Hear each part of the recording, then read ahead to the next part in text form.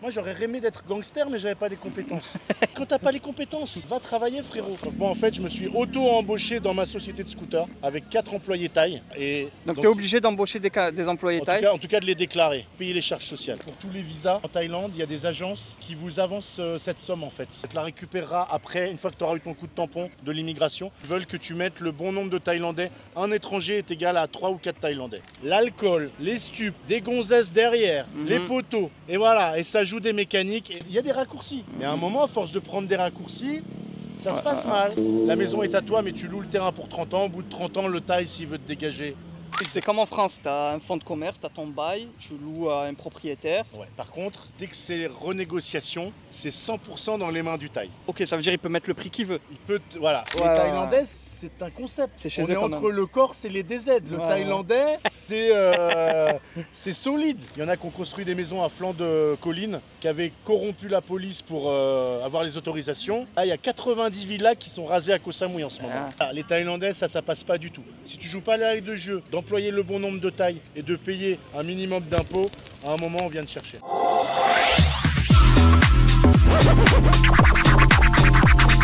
On est accompagné de Guillaume. One day you're going to see it. Happiness was always about to discover. Wake up. Salut les amis, nouvelle vidéo. Aujourd'hui, on est accompagné de Guillaume qui est présent sur TikTok. C'est comme ça que je l'ai connu. Donc Guillaume, il est sur Hawaï. On a parlé un peu avant, businessman, entrepreneur en fait. Non, enfin voilà, on change de vie, on tente des trucs. Avant ça, tu étais taxi. Voilà, j'ai acheté une licence de taxi, travaillé dur. Taxi indépendant. Voilà, artisan. Ouais. Taxi, c'est un peu l'entrepreneuriat aussi, faut pas croire. Ça donne des bonnes bases, les entrées, les sorties d'argent, se lever le matin. Tu travailles pas, t'as pas d'argent, tu travailles, tu fais de l'argent. Et puis la relation client. Exactement. Donc ça développe des compétences, c'est pas facile. C'est vrai. Moi, je pense qu'il y a de l'argent quand même à faire. Plutôt de la capitalisation à faire. Il n'y a plus de blagues comme avant. Maintenant, il y a beaucoup de cartes bleues. On fait un peu de blagues, mais c'est plus comme avant, les amis. Pour les gens qui ne savent pas pourquoi faire de leur vie, moi, le taxi, en 15 ans, ça m'a changé ma vie. Grâce à beaucoup de travail, j'ai pu avoir un capital et maintenant des revenus passifs. Yes. Je suis transparent, moi, je gagne 1 200 € par mois grâce à la location de mon taxi. Magnifique. Après, la licence, elle coûte bonbon quand même. Ouais, elle varie. Là, elle était à 200 000, elle est plutôt à 170 en ce moment. Après les JO, ils se sont pris une douille, les taxis, pour les JO. Et c'est pour ça qu'ils sont pas contents. Et je comprends, t'as Uber qui arrive. Mais bon, malgré tout, moi, comme j'habite à Toulon, je suis à côté de la gare, j'ai fait quelques courses au black, etc. J'ai même acheté une voiture à un moment. Ouais. Je me sentais même de faire la licence VTC. Après, j'ai dit non parce que j'avais d'autres business. Je voyais les clients, ils sortent de la gare, ils vont direct chez les taxis, tu vois. C'est beaucoup plus simple. Mais c'est pas non plus l'Eldorado. Non, c'est pas l'Eldorado, mais pour les gens qui sont perdus, qu'on a jeunesse, 10 ans de taf, moi j'aurais aimé d'être gangster, mais j'avais pas les compétences. Non, mais quand t'as pas les compétences, va travailler, frérot. Bien sûr. C'est ce que j'ai fait. J'étais en enfer pendant 15 ans, mais voilà, maintenant, grâce à mon travail et aussi à mes bonnes blagues, on est à Hawaï, on rencontre des gens inspirants, ça fait plaisir. Un bon tremplin aussi. Pourquoi je dis ça? Parce qu'il y a beaucoup de personnes, quand tu leur parles d'Uber, ils te disent ouais, mais ça paye pas. Mais moi, je les voyais quand je restais à la gare avec les Uber, quand je faisais mes 2-3 courses. Il y a une course à 6 €, à 7 €. Ah non, flemme, je la fais pas. Ils attendent de la meilleure course toute la journée. Non, travaille, encaisse. C'est à la fin de la journée que tu sais combien t'as fait. T'as fait tes 100, 120 €, 200 €, ça dépend. J'ai vu des gens faire des 800 € l'été quand les clients ils allaient à Saint-Tropez et tout ça, tu vois. Ouais, c'était la petite parenthèse en fait pour dire que tu te lances dans n'importe quel business ou métier, si t'as vraiment la dalle, tu prends tout ce qu'il y a à prendre, il y a quand même de l'argent à faire et plus tard par la suite tu peux investir ailleurs. Si t'es un mec qui veut faire les choses correctement, il y a une période d'effort. Yes. Avant le réconfort, c'est l'effort. Si on n'a pas le truc magique, ça sert à rien d'essayer de prendre des raccourcis. Allez travailler dur, faites de boulot. Moi je l'ai pas fait, mais quoi que j'ai quand même été apprendre l'anglais. Ce qui est une carte. Pareil, si vous voulez rien foutre, au moins aller faire la fête dans un pays anglo-saxon. C'est des petits tuyaux, mais moi l'anglais ça m'a servi. Le fait de travailler dur, voilà, j'ai pas pris que des raccourcis. C'est pour plutôt les plus jeunes. C'était pas devant la PlayStation. Faites des formations. C'est pas la bonne, bah c'est pas grave. Faites des micro-projets, testez les choses. L'important c'est de réussir avant la fin du jeu. C'est vrai, très belle parole parce que en vrai tout est dit. Passe à l'action et continue. C'est pas la bonne formation, c'est pas le bon business, c'est pas fait pour toi ou c'est plus dur pour toi. Continue à te former, continue à apprendre. Tu vas toujours perdre de l'argent, ça c'est sûr. J'allais dire perdre du temps, mais c'est pas vraiment perdre du temps parce que tu vas apprendre à acquérir des compétences, etc. Tu vois. Faut continuer, rester toujours dans l'action.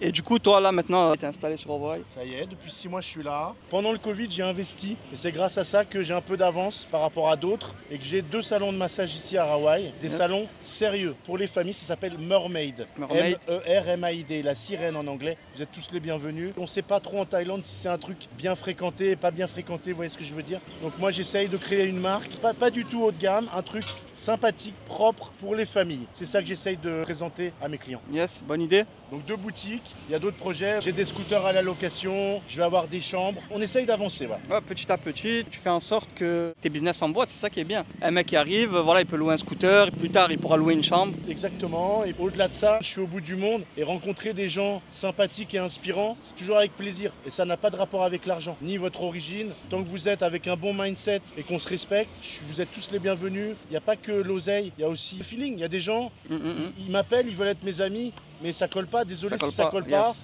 Salam alaikum, on verra plus tard. En tout cas, je suis quelqu'un de simple et si vous voulez des conseils sur la Thaïlande, vous êtes tous les bienvenus. C'est quoi ton TikTok? Guillaume Taxi sur TikTok. Ok, juste ici. Ça fait plaisir de te rencontrer, Guillaume. Bah merci, ça s'est fait tac-tac, la connexion. Je suivais son contenu, comme je lui expliquais, parce que même si je suis pas trop dans le digital, j'ai des problèmes de vue, donc je suis un peu une galère sur l'ordinateur. Mais j'aime me tenir au courant du business, même si je suis pas du tout dedans. J'aime de moi-même me tenir au courant de ce qui se passe. Et donc je suivais sa chaîne, je suis passionné par les gens qui se bougent, qui vont à la source trouver des fournisseurs. Évidemment, on cherche à gagner notre vie, mais quand on vous fait du contenu, c'est aussi parce qu'il y a l'humain qui compte dans le... Bien sûr. Moi, je me suis dit que je vais lancer mes réseaux. De base, en fait, j'avais une agence de communication. Les gens de ma ville savaient que j'avais ouvert plusieurs commerces. À chaque fois, on me demandait comment je fais ça, comment je fais ci avec la mairie, comment je crée ma société. C'est de là qu'est m'est venue l'idée. Je me suis dit, je vais faire une chaîne où je vais parler de ça. Au fur et à mesure, je me suis dit, si j'arrive à aider les gens en gagnant ma vie, mais je suis le plus heureux du monde. Je me suis aperçu que c'était pas aussi simple que ça parce que beaucoup de gens vont te critiquer, te dénigrer, de haters. Mais bon,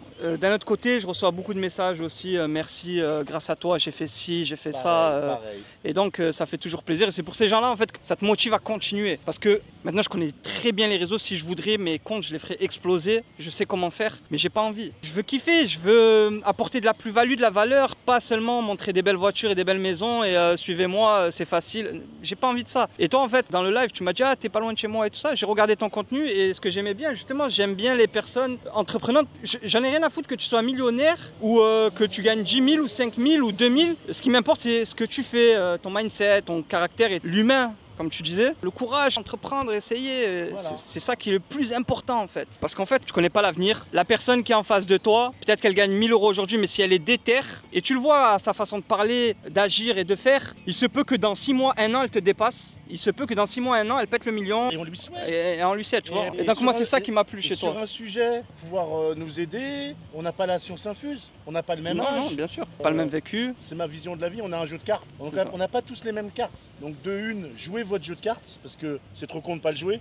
Et deuxièmement, c'est la vérité, c'est la roue tourne et il faut rester humble même quand on va mieux que l'autre d'à côté. Le lendemain, on ne sait pas ce que ça va donner. Et voilà, le fait d'avoir un bon cœur et d'être réglo, bah, c'est ça qui fera la différence, je pense, à long terme. Hein. Dans tous les cas, si t'es bon, ça viendra tôt ou tard. Donc là, tu as 2 salons de massage. Basse saison très dure. Hein. Très dur. 6 mois, on a souffert, hein. C'est normal, hein, mais avant j'étais à l'étranger, j'étais en France, donc je viens d'arriver depuis 6 mois. Sympa d'être au calme, mais c'est dur mentalement de perdre de l'oseille. Concrètement, pendant 6 mois, tu perds de l'oseille, pas beaucoup, mais un petit peu. Mais bon, par contre, là, on est au taquet. Ouais. La haute saison, c'est début décembre. Top. Là, ça va être Miami Beach ici. Voilà, on est prêt. Là, j'ai 7 masseuses. On en aura 10 dans 2 mois. J'ai 6 scooters. Bientôt, le 7e, un gros Forza. Les dingos m'appelaient pas pour le Forza. C'est que pour les gens. Vous n'allez pas me péter avec une conscience. Des darons pépère sur le Forza. Mais voilà, on a un gros scooter qui va arriver. Il est beau le Forza, gros Forza, ouais, je vois. Ouais. Donc voilà, on a besoin un peu d'oseille, mais on est heureux. On est heureux. Ouais. La vie est douce, hein. Voilà. Et donc là, vu que c'est une période creuse, je disais, par rapport à la fiscalité, les bulletins de salaire. Ça dépend des business. Moi, je suis dans un business de freelance. Les masseuses, elles sont payées moitié de la prestation pour la fille, l'autre moitié pour le salon. Ok, comme les coiffeurs en France à peu près. Par contre, elles sont logées et nourries. Les filles vivent dans les boutiques, riz à volonté, de l'eau, parce que l'eau n'est pas potable en Thaïlande, évidemment, des couchages. Et donc c'est pour ça qu'en basse saison, c'est très difficile. Les filles font peut-être 2 massages par jour. Ouais, donc, je vois que c'est calme. Donc ça fait 300 bahts plus les tips. Allez, 500 bahts, ça fait 12 € la journée. Ok. Par fille. Mais c'est la basse saison. En haute saison, elles font des très gros chiffres. Ok. Donc c'est vraiment un business saisonnier. C'est ce que je voulais vous partager sur les îles de Thaïlande. Ceux qui veulent créer des business, attention, si c'est des business avec ce qu'on appelle les farangs, les étrangers, c'est 6 mois de l'année où on rigole, mais il y a 6 mois de l'année. C'est dur. Mais après, il y a plein de business, il y a plein d'endroits où c'est comme ça. Par exemple, moi à Toulon, tu vas sur la plage du Mourion, les restaurants ils marchent pas à l'hiver, mais ils rattrapent tout l'été. Exactement. Donc, il y en a même qui ferment, l'été ça leur suffit pour tout rattraper. Les gros business ici ferment. Mais moi je suis parisien donc je connaissais pas ça. Paris, tu vois, toute l'année entre les conventions, Ok. les machins, Ouais. il y a très peu de temps Il mort. y a très peu- ouais, Alors c'est que vrai. là vraiment c'est totalement comme ce qu'on peut penser dans le sud. Ça te permet au moins de couvrir tes frais du loyer ou Je vous dis là j'ai peut-être perdu 100 000 bahts sur 6 mois. Ça fait 2000 euros, 2500 euros. Ouais, ça va. Oui, C'est mais rattrapable, après- je veux dire. Non, ça va, mais tu vois tes comptes qui Qui descendent. Qui descendent. Donc pour un entrepreneur, nous qui avons l'habitude de faire des choses et de faire en sorte que à chaque fois, tu vois ce que je veux dire, on rajoute un petit truc dans le... Ouais, Là. mais c'est. Mais c'est le jeu, il n'y a pas de problème. C'est le jeu et même peu importe le business, il va y avoir des moments où ça descend. Par exemple, si tu as un restaurant qui tourne toute l'année, pas en saison, demain tu décides d'acheter un deuxième resto, ça descend. Demain tu décides de développer, de faire des travaux, ça descend pour faire plus. tu Bien vois. sûr. Non, Après mais c'est différent, mais... il y a les deux phénomènes. Là, je te parle juste de la perte de l'argent au niveau des commerces. Si tu es en basse saison, c'est là où tu refais de la peinture, tu Voilà. vas réparer des choses. Ouais. Donc en plus, derrière, il y a des investissements. Donc Ok. au plus des 2000 balles, 3000 balles que j'ai perdu juste sur l'exploitation, les Ok. charges, Ouais, ouais. et les loyers. Derrière, tu essayes de relancer la machine. Donc au final, je suis peut-être à 5 000, 10 000 balles d'investissement. Avec le nouveau Forza, il est à 180 000 bahts. Ça fait plus de 5 000 euros. Entre les... Ah ouais, quand même. Bon bref, on va dire que j'ai perdu 10 000 balles en 6 mois sur mes comptes. Ok. Donc c'était prévu, c'est le jeu. Mais on attend les clients maintenant. Ouais, Maintenant, il est ouais, temps ouais. de... Là, tu te frottes les mains, Voilà. impatient. Moi je suis transparent, sur mes 2 salons je suis à peu près entre 15-20 massages par jour en basse saison. En Mhm. haute saison on est aux alentours de 60 massages. Ah ouais, Donc, c'est ça- pas du tout le même... Tu fais du x4. Ouais. Ok, tu regrettes pas. Non mais moi ça y est, j'ai re-signé un bail pour 5 ans sur ma boutique de Naiharn là-haut. Ok. Je suis en train d'essayer de fonder une famille avec ma femme. Donc t'es marié à une taille. Je suis en couple avec En une couple. taille. En fait, on attend d'avoir le bébé pour vraiment Officialiser. Ouais, parce que ça donnerait un sens d'avoir le. Voilà. Ma compagne a 43 ans, donc c'est vraiment le moment. Et d'ailleurs, en parlant de ça, parce qu'on parle que de business, mais il y a beaucoup de personnes qui viennent de Thaïlande et qui pensent que les Thaïlandaises, c'est que des filles entre guillemets faciles. Tu peux pas te marier, tu Ouais. peux pas. Est-ce que c'est vrai? Non, mais c'est complexe, c'est très complexe. Le niveau de vie, le SMIC, il est à 400 euros, même moins. Dans les campagnes, en Thaïlande, entre 300 et 400 euros. Donc nous, on arrive en vacances avec un énorme pouvoir d'achat. Pour un mec de 30-40 ans, on va venir en Thaïlande pour un mois avec un budget de 3000, 4000 pour un mec Pour qui s'amuser, vit ouais. sa best life, quoi, Ouais, ouais. qui travaille. Donc vous imaginez, on vient avec 6 mois de salaire dans les poches. Donc évidemment, l'argent, ça peut tordre des esprits filles thaïlandaises. Il faut comprendre la culture avant de juger, en fait, il faut comprendre.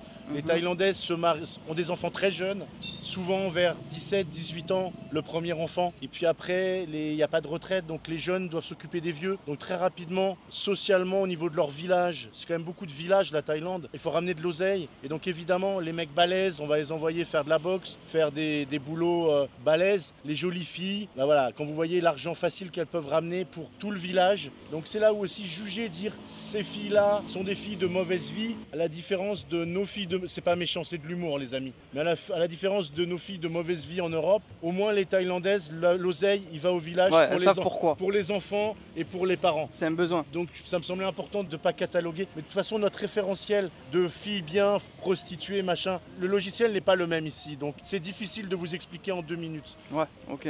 Parce qu'il y en a plein qui disent tu peux te mettre avec une taille et lui donner un billet tous les mois et elle reste avec mais- toi, comme ta femme, quoi. Mais dans tous les cas, ta femme, elle va te demander un billet tous les Non, mois. mais une femme, ça a besoin de sécurité. Elle est avec nous, pas que pour nos beaux yeux. Ouais, bien sûr. Elle regarde un mec s'il est bien élevé, s'il est sympathique, s'il a un peu de charme. C'est un concept. S'il a des belles chemises. Elles ont des enfants à sécuriser. Après, moi je vous dis, ça fait 6 ans que je suis avec une femme thaïlandaise et elle est honnête. Pourtant, elle était dans les milieux de la nuit, etc. Elle ne vole pas d'argent. Du moment qu'elle a sa sécurité, qu'elle est tranquille, qu'elle se sent bien avec toi, il n'y a pas de raison Je vais pas vous que... pipoter, je vais pas vous dire qu'elle est avec moi juste pour mes beaux yeux. Ça, c'est toutes les femmes, de toute façon. Oui, mais les gens, ils assument pas. Moi, j'assume. Je suis venu en Thaïlande faire la fête il y a 10 ans. Maintenant, je suis ici, je suis entrepreneur, je suis sérieux avec ma femme. J'essaie d'être un mec bien. J'ai évolué. J'essaie d'être aligné aligné avec mes valeurs et mon âge. Et voilà, j'ai pas dit que j'étais parfait, mais en tout cas, je m'invente pas une vie. Je suis en Thaïlande faire la fête et j'ai rencontré une belle culture, des gens super. J'ai bien aimé la petite vidéo de Lacrim qui disait malheureusement les Occidentaux, on met une petite. Tu l'as republié, j'ai vu. On met une petite griffure sur le cœur des Thaïlandais. Ouais, tous les ans. Et c'est vrai, les gars, ça vous coûte quoi de faire un peu les gentils? Voilà, excusez-moi, ramasser 2-3 bouts de plastique dans la rue. Il y a une plante qui est tombée, ramassez-la. Essayez d'être civilisé, tout simplement. Ouais, et puis ils nous offrent tout. La sécurité, un temps magnifique. On a tout ici. Ouais. Tout. Tu veux l'amour, tu veux la guerre, tu vas faire la boxe taille, t'as tout ce que tu veux. Tout s'achète. Ouais, tout s'achète ou tout se mérite. Tout se mérite, ok. Tout se mérite, il n'y a pas que l'argent en Thaïlande. Si t'as de l'argent et que tu te comportes mal, tu vas vite trouver des murs. Ouais, c'est vrai. À mon avis, c'est peut-être dans d'autres cultures la même chose aussi. Bien sûr. Avec l'argent, dans d'autres cultures, tu peux pas tout. T'achètes pas tout. Bien sûr. Après, c'est mon avis, les amis. Revenons au business. Tout à l'heure, tu me disais, tu as pris un bail de 5 ans, là, tu as repris un bail de 5 ans. Ouais, des baux de 3 ans généralement, mais vu que j'ai eu un bon prix, j'ai dit au Thaï, ah bon, mais c'est bon ça, faut pas faire 5 ans plutôt que 3 du coup. Ok. Du coup, j'ai essayé, il a dit ok, donc c'est magnifique. Voilà. Ok, donc c'est comme en France, tu as un fonds de commerce, tu as ton bail, tu loues à un propriétaire. Ouais, par contre, dès que c'est renégociation, c'est 100% dans les mains du Thaï. Ok, ça veut dire qu'il peut mettre le prix qu'il veut. Il peut, voilà, après avec des avocats, il y a moyen de. Il y en a avec les avocats, ils mettent des clauses, mais beaucoup de Thaïs, si au moment de signer ton premier contrat, tu veux leur mettre des clauses limitantes, ils vont te dire non, désolé, non, ça ils vont m'intéresse. dire non, ok, d'accord. Faire très attention, tu peux signer un truc, aujourd'hui c'est bien, ils sont très libéraux dans leur approche. Si dans 5 ans le marché a totalement évolué, que le mec il peut vendre son commerce pour faire un building, bah, il va te dégager. Voilà. Il a libre arbitre en fait. Voilà, au niveau de la renégociation, donc on avait peur et on est très content d'avoir re-signé le mois dernier. Ok, d'accord. Si demain tu décides de vendre ton commerce, c'est possible, ton fonds de commerce? Bien sûr, c'est ce qu'on appelle un key money, un pas de porte. Un pas de tu porte. revends le pas de porte et puis avec les chiffres que tu as sur tes carnets, tu peux dire bah voilà, j'ai une clientèle, machin, j'ai créé une marque et donc ça se monnaie bien sûr. Ok. Par contre, j'ai vu que la fiscalité en Thaïlande, elle était assez élevée un peu. Après, il y a pas de carte de crédit. Ouais, donc, voilà, en fait, c'est ce que je me suis dit. La fiscalité, elle est lourde, mais je pense qu'il n'y a pas de carte comme tu dis. C'est que de l'espèce. Presque personne qui prend la carte ou alors ils te rajoutent tous des frais. Ça sert à rien. On appelle le scan. Hein. On peut scanner. Il n'y a pas sur la carte là. Le QR code. Ouais, souvent il y a quand même un scan. Ouais. Mais bon. Mais il y a des frais en plus. C'est plus cher. Il y a des frais, des petits frais. Ouais, bien sûr, comme nous avec la carte bleue. Hein. Mais très sincèrement, je suis pas un expert en fiscalité, donc les puristes, s'il vous plaît, soyez sympathiques. Mais grosso modo, les Thaïlandais nous demandent de payer 10% d'imposition. Voilà, ah ouais, j'ai vu plus quand même. Non, le premier seuil, ils veulent que tu payes le premier seuil et que tu embauches des Thaïlandais. Quand tu crées un commerce, ils veulent que tu mettes le bon nombre de Thaïlandais. Un étranger est égal à 3 ou 4 Thaïlandais. Ok, en fonction des activités. D'accord. Et ils veulent que tu joues le jeu. Tu embauches la main-d'œuvre locale, tu payes une petite imposition, 10% par rapport à nous, les amis. C'est symbolique et tu fais tourner le pays. C'est ça le mindset d'après moi. Après, les puristes, excusez-moi. Mais... Ok, d'accord. Ouais, ça c'est pour les commerces physiques. Tu t'y connais un peu en business en ligne par rapport à la fiscalité, tout ça, non? Non, pas vraiment. Après, j'ai un copain, je te donnerai avec grand plaisir, Anthony, qui est à Bangkok, qui a rien à vous vendre, hein, les amis. Mais il vit de la crypto à Bangkok. Un mec hyper carré. J'ai pas de réseaux sociaux, je transmettrai le contact, mais j'ai un mec qui pourra te répondre à tes questions là-dessus si tu veux faire une vidéo à Bangkok. Parce que j'ai vu qu'il y avait une histoire de pas d'impôt si tu ramènes pas ton argent en Thaïlande la première année, à partir de la deuxième. Enfin, c'est un peu complexe les lois ici. Alors après, en fait, ça change tout le temps, j'ai l'impression. La Thaïlande, tout va très vite. Tous les ans, tout peut changer. Tout peut changer. Ouais. Et j'ai fait un live ce matin TikTok et un copain à moi qui est là depuis 12 ans me disait qu'ils ont comme ambition d'être le numéro 1 sur les crypto-monnaies, etc.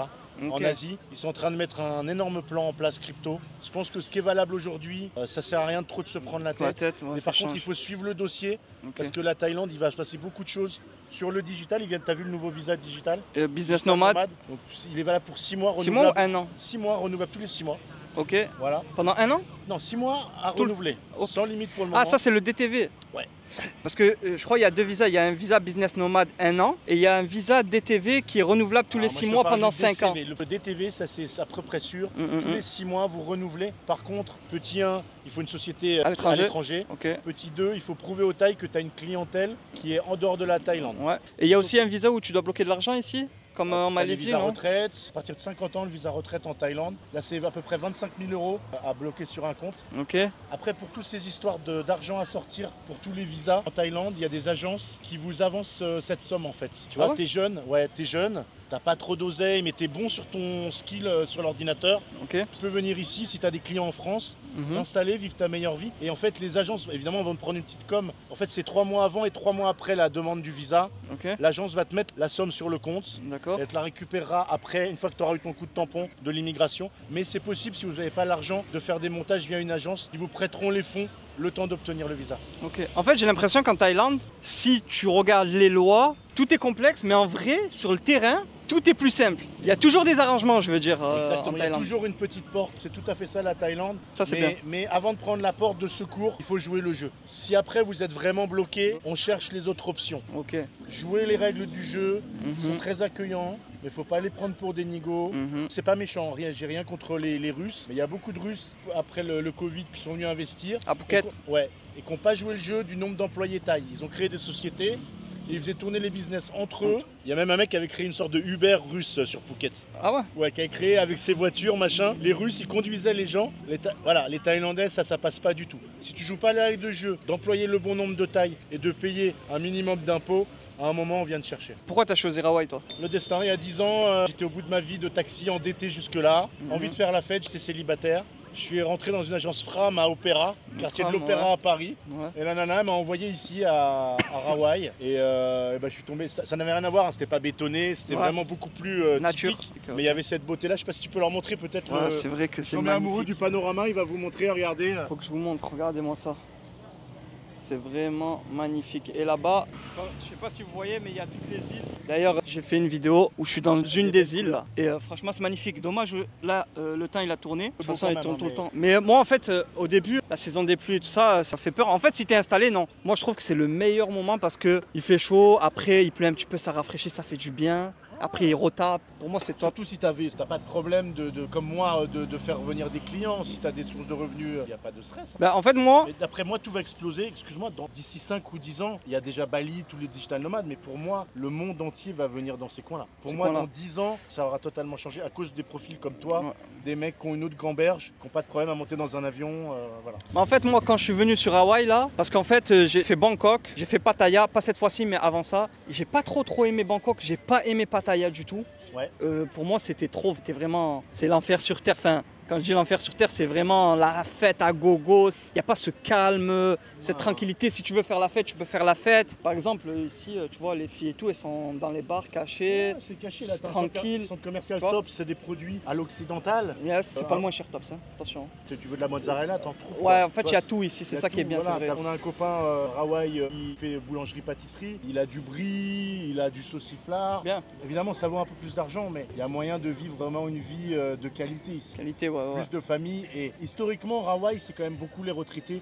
Mais je pense que ça va beaucoup changer avec cette nouvelle génération qui est plus dans le Dubaï, machin. Avant, c'était New York, ma génération, Los Angeles. Ouais. Dubaï maintenant. Je pense qu'on est sur une nouvelle époque. Les jeunes, ils veulent faire leur oseille, mais ils sont nomades en fait. On est dans le nomadisme maintenant. Et les jeunes par rapport à moi, mais il y a des temps forts, des temps de Nouba et tout. Mais ils kiffent aussi le côté calme. Calme, bien sûr. Moi, j'ai besoin de calme aussi. Après, moi, j'ai plusieurs enfants et tout. J'ai déjà fait la fête et tout dans ma vie. Donc, moi, tu me laisses un ordinateur, une belle maison, mes enfants qui jouent aussi, ça, je suis refait ma petite vie tranquille. Après, Dubaï, c'est un autre sujet. Dubaï, ça reste quand même. Non, je connais pas Dubaï. Parce que l'investissement immobilier, c'est le meilleur. Il n'y a pas d'impôts, etc. Tu vois. Non, mais à coup de pas. Rien contre Dubaï, mais c'est quand même très.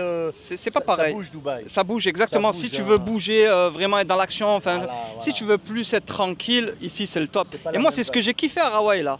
C'est que vraiment, tu vis en vacances en fait. C'est incroyable et t'es tranquille, personne va parler avec toi, personne va te faire chier. Ton scooter, tu roules tranquille. Tu peux te garer, il n'y a pas de TV. Mes clés, je les prends jamais du scooter. Non, tu laisses les clés, mais tu laisses ton téléphone même. Tout. T'as vu les casques? Des beaux casques sur les motos partout. C'est des dingues. Non, mais nous, le casque, il fait 2 minutes à Paris. Il fait 2 minutes. 2 minutes, chrono. Ouais, c'est vrai, c'est vrai. On embrasse tous les copains de Paris, tous les taxis, les VTC. On vous embrasse. J'ai des chambres. Venez lâcher l'oseille un peu là.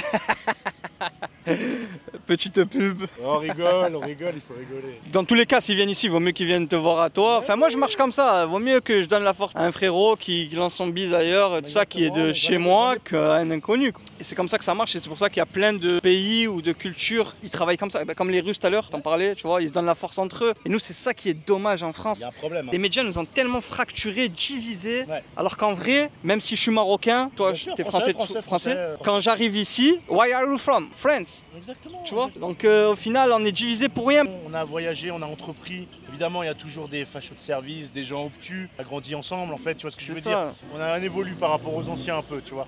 On essaye de s'apporter de la force mutuellement. On n'est pas obligé d'être d'accord sur tout. Tout, bien sûr. Mais la bonne éducation, Exactement. le bon mindset, c'est déjà une bonne entrée en matière, quoi. Niveau investissement immobilier de ça, tu t'y connais un peu ou... Parce que j'ai entendu Investissement parler de immobilier, bail, je ne connais pas, je suis pas expert du tout. Après, en Thaïlande, un condo, ça va être aux alentours de... Dans les zones touristiques, un condo, c'est un appartement qui peut être 100% à votre nom. Parce que l'appartement il t'appartient, mais le terrain il t'appartient pas, je pense. Exactement, mais c'est à toi. Sur Pattaya, on va être sur 2 millions de bahts. Après la conversion, Phuket, c'est plutôt 3 millions de bahts pour un 50 mètres carrés. Un petit studio sympa. Donc c'est presque 100 000 euros. Je vous fais la conversion. Un petit appart à Phuket, mais on est sur la côte d'Azur thaïlandaise. À Pattaya, il y a des opportunités, mais c'est très particulier Pattaya. Il y a beaucoup de vieux, c'est encore un autre délire. Moi, j'aime pas trop Pattaya, je te mens pas. Mais il y a des opportunités d'investissement. Ah oui, investissement peut-être. Ouais, Je connais pas la fiscalité par rapport à l'immobilier ici. À Pattaya, c'est blindé. Hein. Tu peux trouver pour 1 million, pour 20 000 euros, tu peux trouver un petit truc à Pattaya. Okay. Mais dans quel état, dans quel quartier, de quoi tu vas le louer? Si c'est pour récupérer des clopinettes, si ton truc il est à moitié vide. Mais tout ça pour vous dire, Phuket, le ticket d'entrée c'est 3 millions de bahts à peu près pour un condo. Et si tu vas acheter une maison ou un terrain? Maison, terrain, là c'est des prix beaucoup plus élevés. Ça dépend vraiment comme dans les grandes villes. J'ai vu une maison 3 chambres, piscine tout à l'heure. Je parlais avec une propriétaire, elle me disait qu'elle voulait le vendre 220 000 euros, voilà. 8 millions de bahts. Voilà, 8 millions de bahts. Pour ce que c'était, je trouve, ça va. En fait, je sais pas si les maisons, terrain à toi ou c'est location. Le terrain, il y a deux, il y a les leasing. Tu loues le terrain pour 30 ans, mais je crois qu'ils sont en train de faire passer une nouvelle loi pour 99 ans. Ok. Mais bon, alors qu'il est, quand tu lises, la maison est à toi, mais tu loues le terrain pour 30 ans. Au bout de 30 ans, le taille, s'il veut te dégager. Mais en ton nom propre, c'est pas possible, ce sera au nom d'une société, avec des prête-noms. Il faudra qu'avec ton avocat, tu montes une société. La maison sera au nom de ta société à 100%. Mais voilà, le jour où faut que tu sois associé dans la société ou faut que tu sois à 49%. Ah bah, tu auras 49% de la société au max. D'accord, c'est comme les commerces en fait. Comme les commerces. Donc toi, là, à l'heure actuelle, tu as un associé qui a 51%. Non, moi je... Ah, ta femme toi. Moi je vis au-dessus de ma boutique. Donc moi je loue des... Moi c'est pas mon cas. Moi j'ai pas d'immobilier, moi je loue, je vis dans ma boutique. Au premier étage. Pour créer ta société? Moi j'ai une société, j'ai une holding pour être précis. J'ai une société de scooters parce qu'il y a peu de métiers que les étrangers peuvent faire. Donc moi en fait je me suis auto-embauché dans ma société de scooters avec 4 employés taille.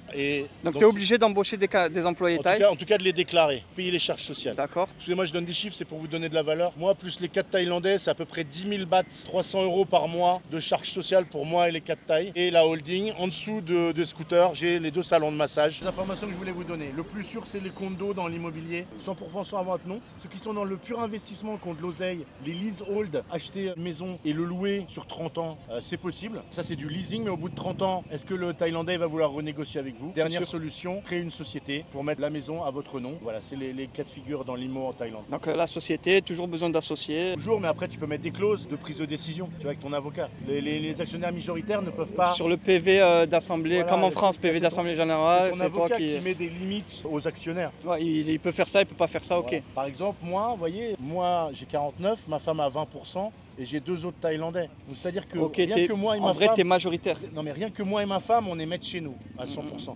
Le jour où ça va moins bien avec ma femme, ce que je souhaite pas, il y a des garde-fous avec mon avocat, voilà. Mais en vrai, t'es majoritaire du coup. Si t'as 49 et que l'autre elle a 20 et les autres ils ont un peu...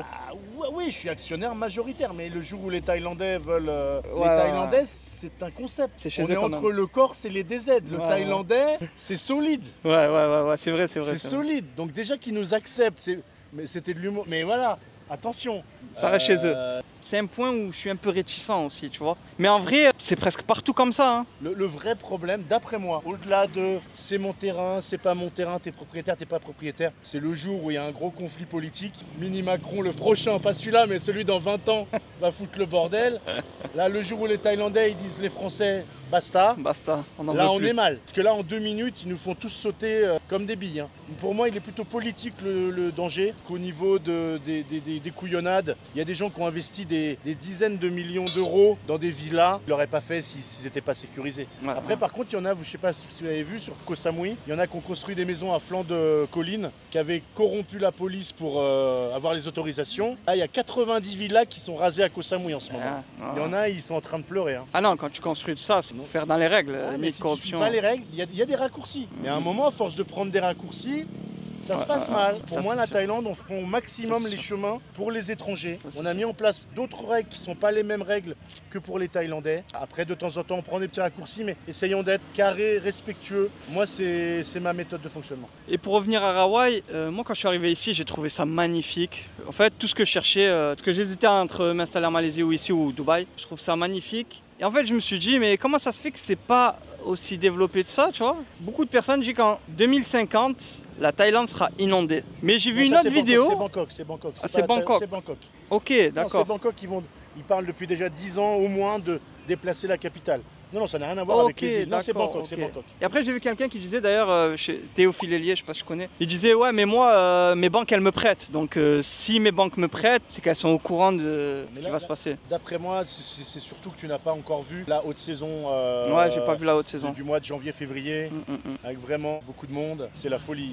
Pour information, du nord au sud, c'est 1h15. Ouais, c'est ça. Donc, pour tous les mecs qui savent un peu faire du scooter et tout, bah voilà, ça bouge énormément dans toutes les plages. À 18h, normalement, la route qui est devant nous, il y a des bouchons. Tous les soirs à 18h, c'est le bouchon ici. Hein. Ok. Rentrée de plage, c'est tous les soirs bouchon ici en haute saison. Non, tiens, je le voyais pas comme ça. Voilà. D'accord. Moi, je voulais juste revenir sur ta partie à toi, l'entrepreneuriat et l'investissement. Le bon moment, c'est maintenant. Yes. Mais peut-être pas gros, mais en tout cas, pour vous former, pour investir petit, une petite action, une place de parking, envoyer un carton. Yes. Commencer par un carton. Tu as 18 ans. Voilà. J'en ai qui ont commencé avec un carton. J'ai entendu dire que tu t'emmenais une équipe en Chine. Là, on part à Fort-de-Canton avec 5 personnes. Voilà.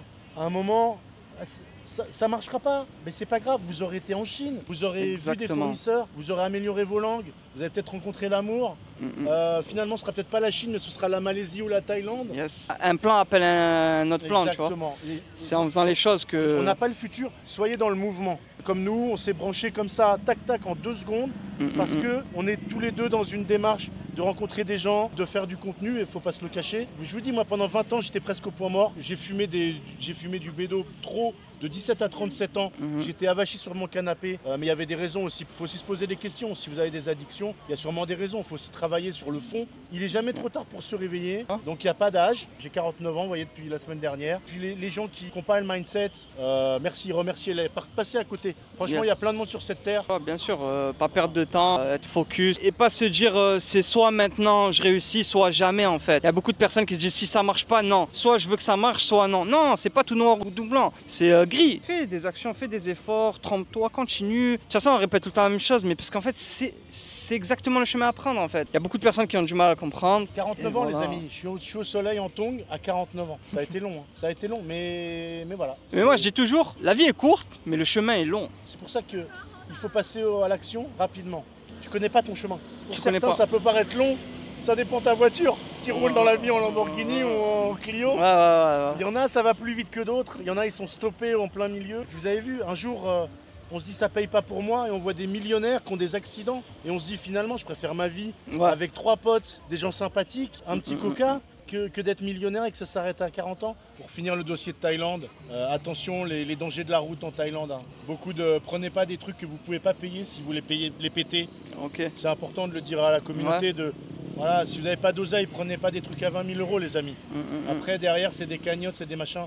Après, tous les ans, il y a des énormes accidents. J'ai vu, il y a à peu près 50 accidents par jour. Ouais, c'est cool. 50 morts. 54 morts par jour en moyenne. Stat, mais ouais. En Thaïlande, c'est énorme, c'est incroyable. Donc vraiment, conduisez pépère. Le casque, c'est mieux, évidemment. Mais vraiment, 30 à l'heure, kiffez votre vie. Restez concentrés, on roule à gauche. Commencez pas à regarder des petits culs. On roule bien à gauche, on reste concentré, on kiffe ses vacances. Moi j'étais taxi, donc d'après moi les risques c'est l'accumulation des risques. Un véhicule trop puissant, l'alcool, les stupes, des gonzesses derrière, les poteaux, et voilà, et ça joue des mécaniques, et bam, et après c'est le problème. Je veux pas faire l'ancien, mais c'est un message pour ceux qui regardent les vidéos, qui viennent en Thaïlande, venez kiffer. Mais kiffer ça veut pas dire se retrouver à l'hôpital. C'est comme le business, l'important c'est d'y arriver à la fin du jeu. C'est pas maintenant. C'est vrai. Voilà. Prenez soin de vous, c'est mon petit message. Mais pour la Thaïlande c'est un sujet qui est important. Bon ben en tout cas Guillaume, merci beaucoup pour toute la valeur apportée. Merci pour l'invitation, c'était le but de vous donner un petit peu de valeur. Mon expérience, ma petite expérience, elle n'est pas très grande, mais en tout cas elle est avec le cœur. Vous avez vu, je m'exprime sans langue de bois. N'hésitez pas à me poser des questions sur mes canaux.